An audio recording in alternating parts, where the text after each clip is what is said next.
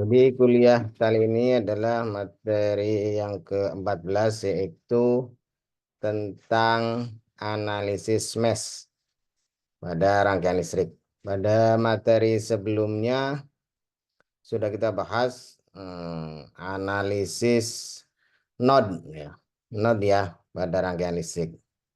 Kemarin untuk soal yang nomor 2 sudah jelas, bisa mengerjakan semua. Bisa ya? Ada pertanyaan dari analisis node tersebut? Sama. Jadi artinya analisis node maupun mesh ini adalah penerapan hukum Kirchhoff. Jadi untuk analisis node itu adalah penerapan hukum Kirchhoff arus, yaitu KCL ya. Kirchhoff Current Law. Sedangkan untuk yang mesh ini nanti adalah berhubungan dengan hukum Kirchhoff tegangan atau KVL. Kirchhoff Voltage Law.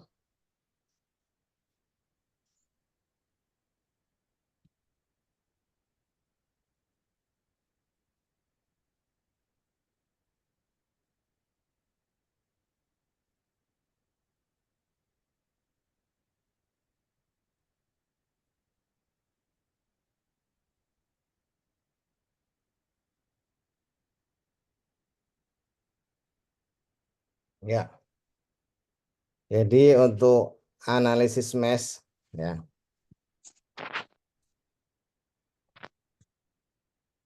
bahwa untuk membuat penghitungan dengan analisis mesh ini adalah dengan menerapkan loop ya, loop arus. Jadi arus loop yang mengalir pada rangkaian tertutup. Jadi arus loop itu adalah arus yang dimisalkan mengalir dalam suatu loop, yaitu lintasan tertutup. Arus loop sebenarnya tidak dapat diukur sebagai arus pemisalan. Berbeda ya, sudah saya jelaskan tadi untuk berbeda dengan analisis node. Yaitu untuk analisis mesh ini adalah menggunakan hukum Kirchhoff 2 yaitu KVL, yaitu Kirchhoff Voltage Law atau hukum tegangan Kirchhoff. Di mana jumlah tegangan pada suatu lintasan tertutup adalah sama dengan 0, di mana arus merupakan parameter yang tidak diketahui. Jadi sigma V sama dengan 0. Ada beberapa hal yang perlu diperhatikan dalam membuat analisis dengan mesh ya. Yang pertama adalah buatlah pada setiap loop arus asumsi yang melingkari loop. Jadi dibuat loopnya. Loopnya arahnya terserah ya, bisa searah dengan jarum jam maupun berlawan arah dengan jarum jam. Untuk jumlah arus loop ini memang menunjukkan yaitu persamaan yang terjadi. Jadi jumlah loop yang dibuat itu arah arus loopnya itu menentukan jumlah persamaan yang terjadi. Jadi misalnya loopnya ada 1 maka persamaannya 1, loopnya ada 2 maka persamaannya 2, dan seterusnya. Untuk metode dengan mesh ini lebih mudah ya jika sumber mencatatnya adalah sumber tegangan. Di mana jumlah persamaannya yaitu jumlah cabang dikurangi jumlah junction plus 1.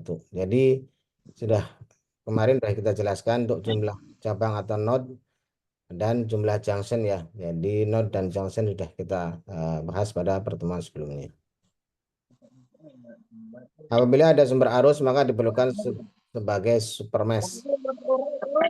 Pada supermesh pemilihan lintasan menghindari sumber arus karena pada sumber arus tidak diketahui besar tegangan. Jadi pada sumber arus memang tidak diketahui besar tegangan terminalnya.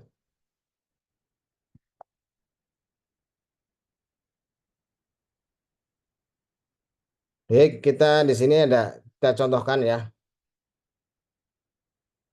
dengan menggunakan analisis mesh. Berapa arus yang mengalir pada tiap hambatannya?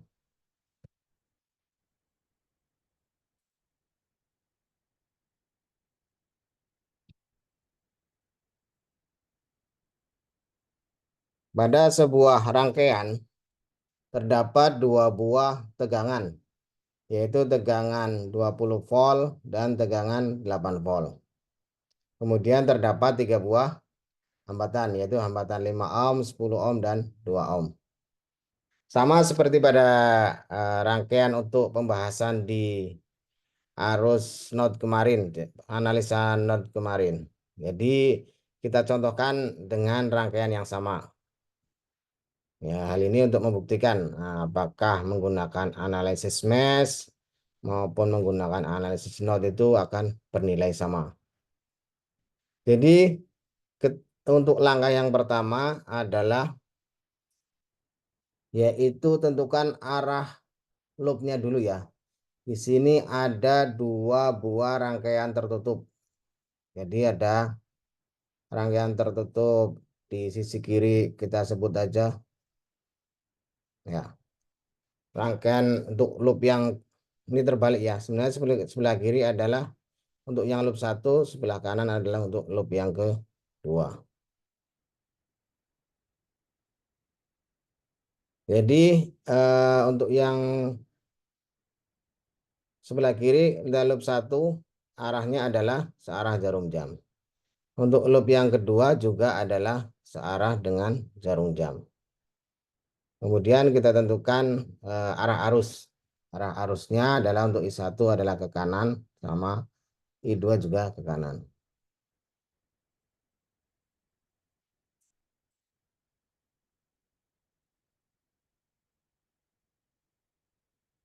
Untuk tiap-tiap tegangan, maka kita sebutkan bahwa pada tegangan 20 volt adalah kita sebut sebagai tegangan V1.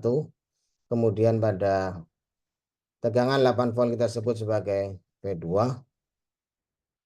Nah, pada hambatan 5 ohm kita sebut R1, dan pada hambatan 10 ohm disebut R2, sedangkan pada hambatan R3 2 ohm sudah disebut R3.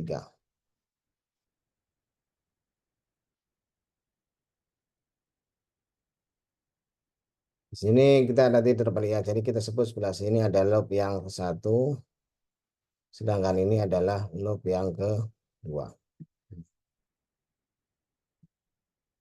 Ini juga sama, biar mudah kita memahaminya.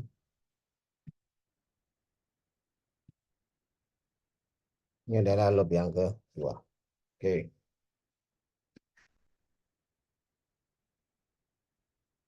Sini sudah saya coba uraikan bahwa untuk yang pertama,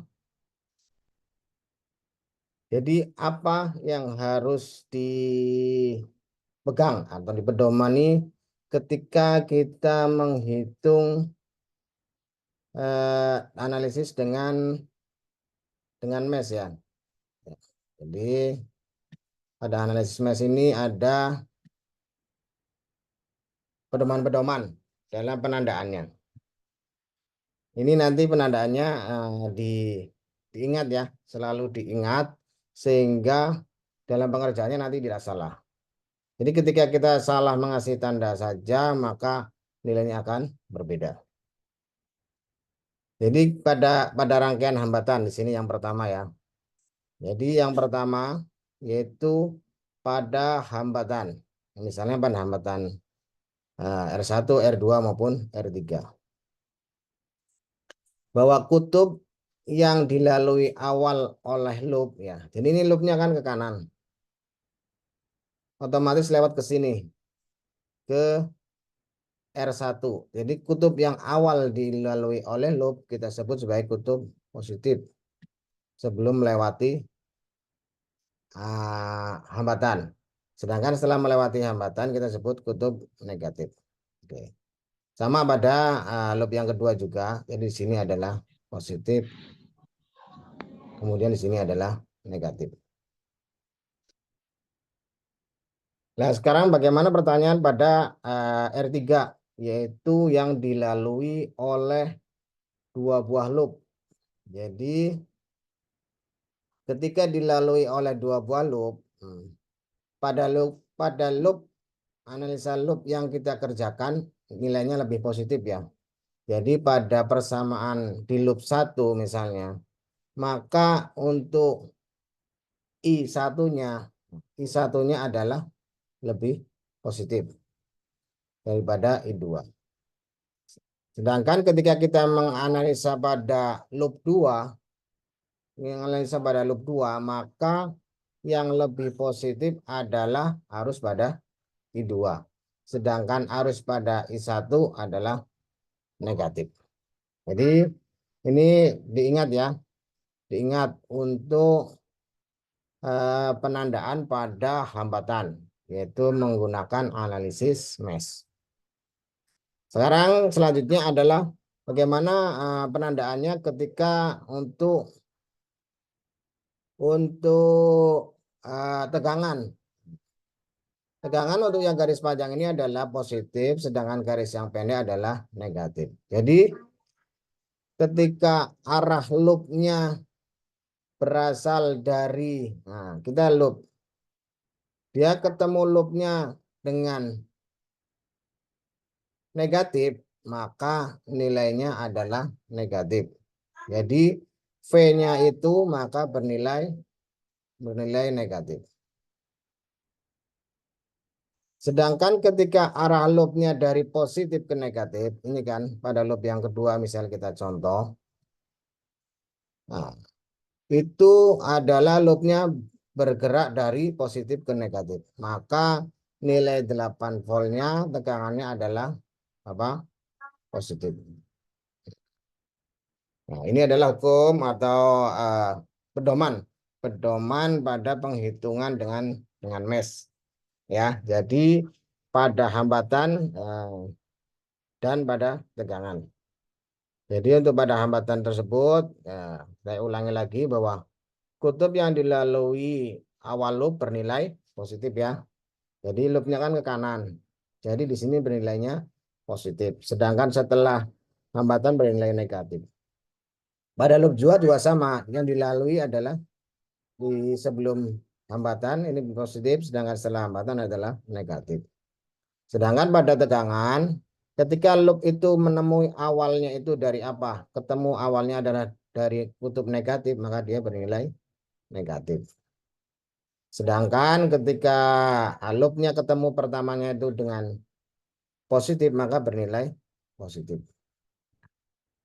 Oke, lanjut ya. Ada pertanyaan sampai di sini? Sebelum kita menghitung ke analisisnya. Paham ya? Oke. Lanjut. Lanjut ya. Baik, ya lanjut. Silakan kalau ada pertanyaan. Ini kita sekarang posisinya di loop 1. Kita bahas dulu di loop 1 ya. Oke, di loop 1. Nah, ini ada loop 1 di sini. Ini loop 1. Loop 1 adalah searah dengan jarum jam. Di situ tegangannya ada pada 3 buah titik ya. Yang pertama adalah pada sumber tegangan, kemudian pada hambatan R1 dan pada hambatan R3. Hukum daripada KVL adalah bahwa sigma V sama dengan 0. Jadi penjumlahan dari 3 buah komponen yaitu tegangan V1 ditambah tegangan pada R1 ditambah tegangan pada R3 adalah sama dengan 0. Oke. Sekarang kita gunakan pedoman yang tadi sudah saya sampaikan. Pada tegangan V1 20 volt itu untuk loopnya itu ketemu dengan sumbu negatif dulu atau ketemu dengan sumbu positif dulu? Silakan. Pada loop 1, loopnya ketemu dengan negatif dulu atau dengan positif dulu? Negatif, Pak. Negatif, Pak. Yang negatif ya. Berarti nilai V1 adalah negatif 20 ya. Oke. Kemudian lanjut lagi loopnya berputar ke R1. Jadi di situ adalah V tegangan pada R1. Rumus tegangan apa adalah? Tegangan adalah V sama dengan I kali R. kali R. R. Ya. Jadi di situ ada namanya I1 kali R1. Jadi ini adalah nilainya apa? Positif ya, karena loopnya dari nilai plus ya, Apa itu, Pak? dari nilai plus ke min. Jadi positif. Nah, kemudian sekarang pada hambatan yang R3. Di sini pada hambatan R3 ini terdapat pertemuan, ada berapa loop? Pertemuan arus berapa? Ada 2 ya. Jadi ada I1 dan I2. Nah, ketika ada 2 buah arah arus pada loop, nah, seperti yang tadi untuk pedoman untuk pada hambatan, yaitu arus yang loop yang sedang kita analisis itu nilainya lebih positif. Jadi kita analisis di loop 1, maka yang lebih positif adalah I1 ya. Oke, berarti untuk di V di hambatan R3 berarti I1 tadi plus I1 adalah positif dan I2-nya adalah negatif. Jadi I1 min I2 negatif dikalikan R3. Oke. Maka ketemulah nilainya adalah minus 20 kali I1 kali 5 R1-nya. Kemudian R2-nya adalah 2 ohm. R3 ya di sini ya. Maaf, ini R3-nya 2 ohm. Kemudian 20 dari sisi kiri pindah ke kanan menjadi positif. I15 ditambah I12 sama dengan berapa? I7 ya. Oke, I7. Kemudian minus I2 kali 2 sama dengan 20. Ini kita sebut sebagai persamaan yang pertama. Oke. Kita sudah pegang untuk persamaan yang pertama pada loop 1. Sekarang kita bergeser ke loop 2. Loop 2 ini ada berapa tegangan? Ada 3 juga ya, yaitu tegangan pada V2, tegangan pada hambatan R3, dan tegangan pada hambatan R2. Kita mulai dari putaran loopnya. Pada tegangan 8 volt, loopnya awalnya menjumpai kutub positif atau kutub negatif arah loopnya. Negatif, Pak. Yang ini loop 2. Itu, Pak. Positif. Pertama Positif, menjumpai Pak. apa ini yang di atas? Oh, positif, Pak. Kanan. Ah, betul. Berarti yang dijumpai adalah positif, maka 8 volt bernilai positif ya. Oke. Kemudian pada R3. Nah, R3 di sini ada arus, bukan R3 ya. Di sini ada R2. R2 di sini ada arus I2 dan R2. Jadi di VR2 di sini ya, VR2 terus ditambah tadi ketemu sumber tegangan yang kutub awalnya adalah mulai dari plus, maka nilainya adalah plus ya, V2-nya adalah plus. Kemudian V di R3. kita masukkan nilainya. Untuk di hambatan R2 yaitu di situ ada I2 dikali R2. Oke, nilainya plus ya. Kemudian pada tegangannya, karena loopnya berputar dari atas ke bawah, yaitu mulai dari kutub positif ke negatif, maka sumber tegangan tersebut bernilai positif 8. Kemudian pada R3 itu pertemuan dua buah loop. Arus ya, arus loop. Yang pertama, arus loop yang pertama dan arus loop yang kedua. Sekarang kita menganalisnya pada loop yang kedua. Maka berlaku pedomannya adalah arus pada loop yang sedang dianalisis itu lebih positif. Yang di sini adalah I2, maka I2 nilainya lebih positif. Sedangkan I1-nya adalah negatif. Dikalikan nilai R3. Oke. Kita masukkan nilainya. Masukkan adalah I2 dikali hambatannya 10. Kemudian I2 dikalikan hambatannya ada 2. Kurangi I1 kali 2. I2 kali 10. Nah, ini 8 tadi ya. Nah, kita ulangi. 8 di sebelah kiri pindah ke kanan, maka nilainya negatif. Dan kita masukkan. Kita hitung lagi. I2 dikali 10 ditambah I2 kali 2. Nilainya adalah I2 12 ya.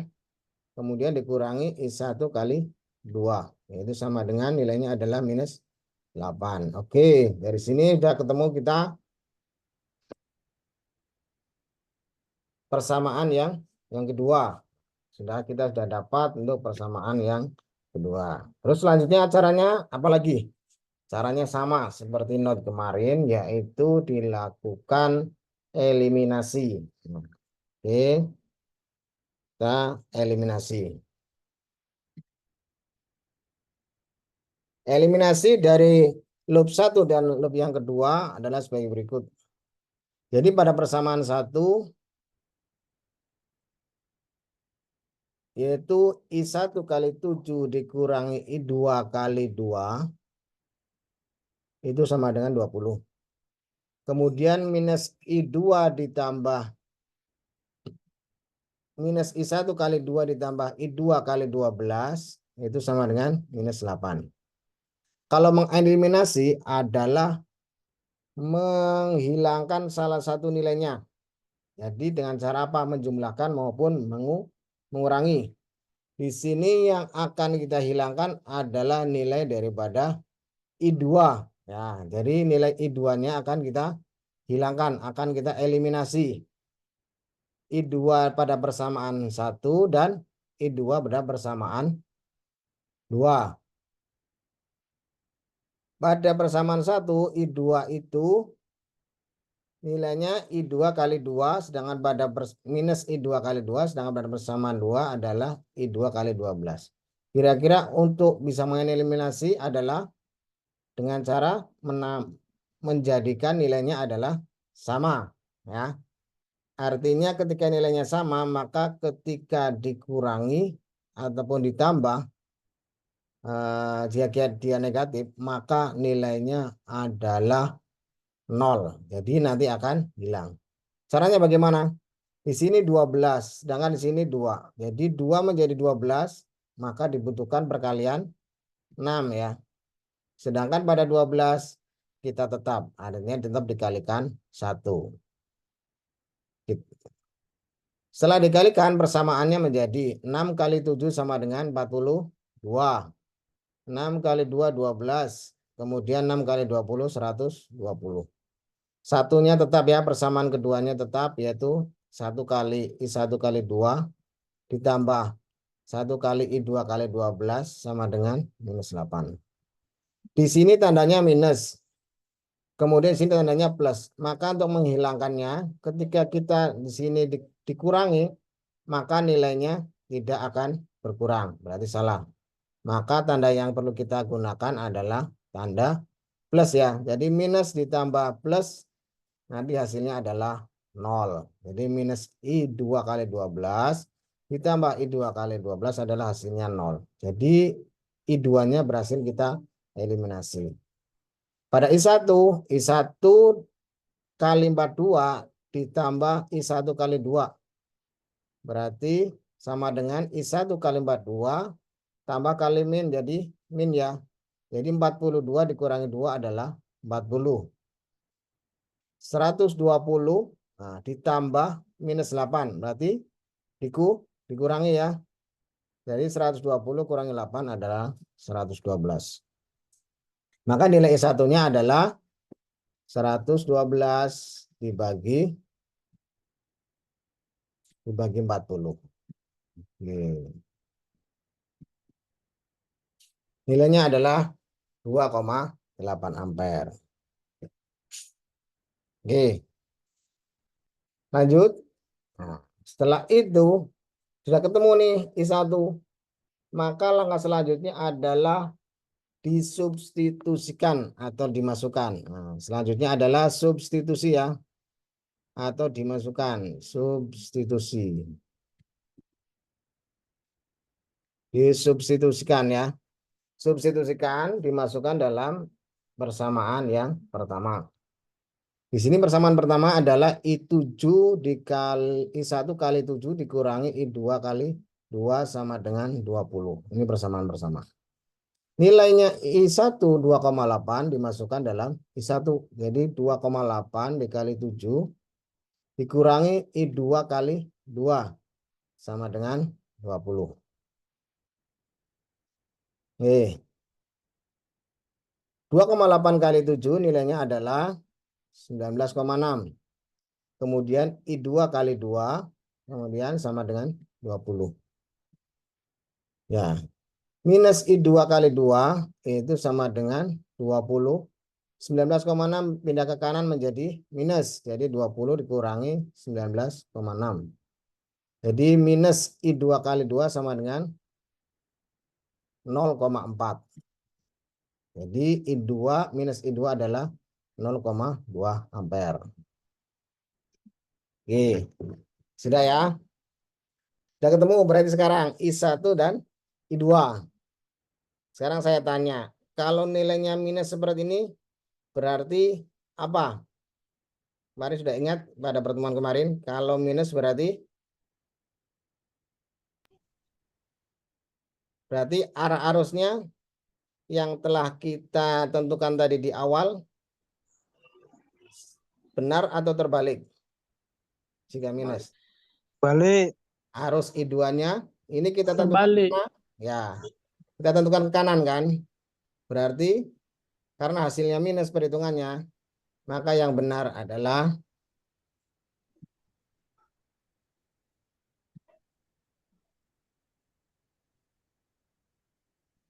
arusnya adalah ke kiri ya. Jadi arah arusnya ketemu di sini ya. Nah, jadi untuk I1 nilainya benar kanan dengan hasilnya positif tadi. Sedangkan I2 setelah dihitung ternyata hasilnya negatif, berarti arah arusnya tidak ke kanan. Jadi arah arusnya adalah ke kiri. Jadi kita gambarkan seperti ini. Ini gambar yang sudah benar. Oke. Sekarang arus yang melewati R3 bagaimana? Arus yang melalui R3 berapa? Kita sebut saja di situ I3 ya. Kita sebut saja di sini adalah I3. Ada yang tahu hukum Kirchhoff? KCL, Kirchhoff current law? Apa? KCL? KCL adalah bahwa jumlah arus yang masuk adalah sama dengan arus yang keluar. Kita lihat pada arus I1. I1 ke kanan, sedangkan I2 ke kiri. Nah, kira-kira untuk yang I3-nya kemana? I3-nya ke atas atau ke bawah? Bawah. Bawah, Karena nggak mungkin arusnya bertabrakan, maka tidak akan ada arus yang mengalir. Jadi I3-nya adalah ke bawah. Jadi kita sebut di sini. Jadi I1 ke kanan, I2 ke kiri, dengan I3 ke bawah. Sekarang yang sebagai masukan mana? Masukan adalah I1 dan I2. I2. Sedangkan keluarnya adalah 3. Tiga. I3 ya. Nah, jadi hukum KCL-nya adalah bahwa I masuk, sigma I masuk atau jumlah daripada arus yang masuk sama dengan jumlah daripada arus yang keluar. Arus yang masuk adalah I1 dan arus yang keluar, arus yang masuk I1 dan I2. Jadi I1 tambah I2 dan arus yang keluar adalah I3 sama dengan. Jadi nilai I3-nya adalah kita masukkan nilai I1 2,8. Sedangkan untuk arusnya adalah 2 ampere.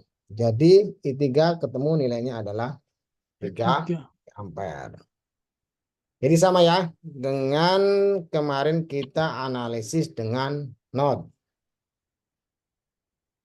Sama. Jadi perhitungannya adalah sama. Kita menggunakan node maupun menggunakan mesh. Oke, silakan Pak, ada itu pertanyaan. Kalau enggak itu Pak kita absen I3 dulu Pak. ya. Gimana? Silakan. Itu Pak I3 2,8 ditambah 0,2 tuh Pak.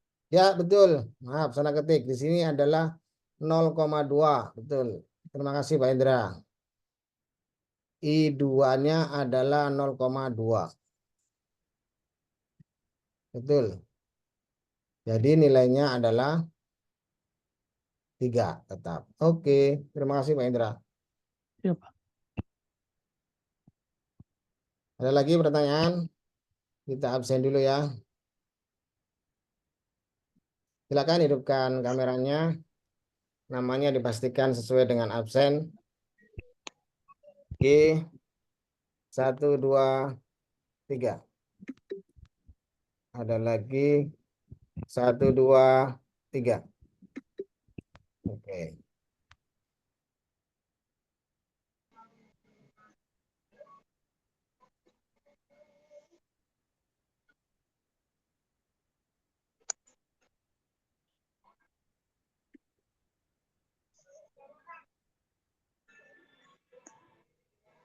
Silakan. Ada pertanyaan? Bisa ya? Ya, bisa. Berarti Anda sudah bisa untuk yang semester ini itu